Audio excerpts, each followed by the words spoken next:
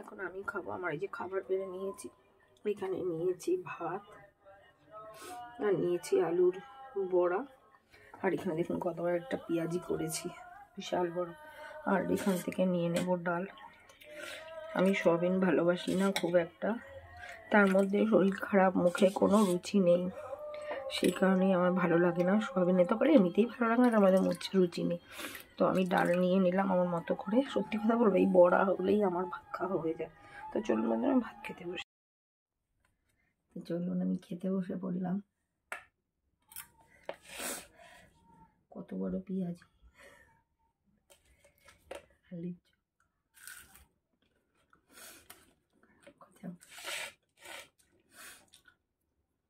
আমাকে ডাল না দিলে এটা দিয়েই আমি খেয়ে নেবো, আমার আর কিছু দরকার নেই।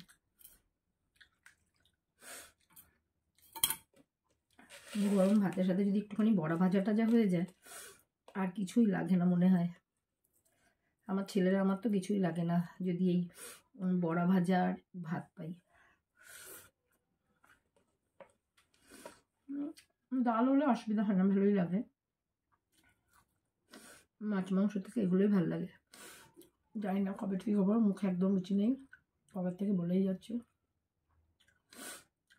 এগুলো খাই।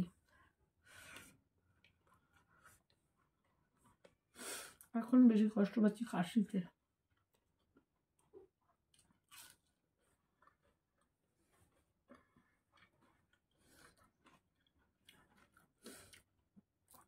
আলু চপগুলো ভেজেছিলাম, একটুখানি মানে গোলা ছিল আর কি বেসন, তার মধ্যে পেঁয়াজ কুচি করে একবারে চাটার মধ্যে এটা দিয়ে দিয়েছি কড়ার মধ্যে। এই জন্য এটা বড় হয়ে গেছে, মানে গোলাটা একটু কম ছিল, দেখুন ছোটো ছোটো করে দিইনি, ভেঙে যাবে বলে একবারে দিয়ে উল্টে দিয়েছি, একটা বড় হয়ে গেছে।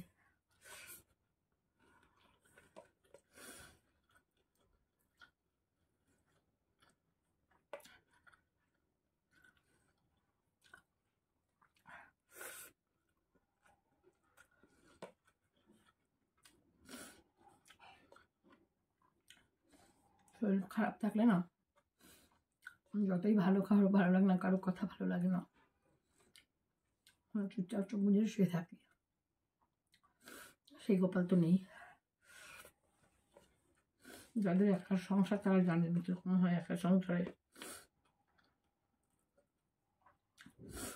কিছু কিছু বাড়িতে আছে হাজব্যান্ডরা অনেক হেল্প করে,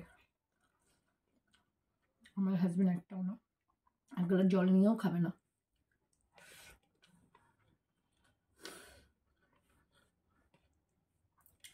তুমি কি খাবে, সব এনে দেবে, ওষুধ এনে দেবে, সব করবে, কিন্তু কাজ করবে না।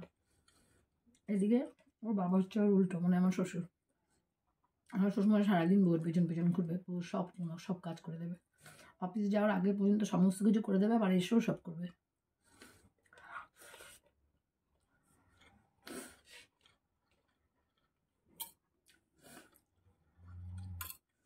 এক একজনের ভালোবাসা এক এক রকম। কেউ বউকে মাথায় তুলে রাখে, কোনো কিছু করতে দেয় না, আর কেউ হচ্ছে কি আর বলবো।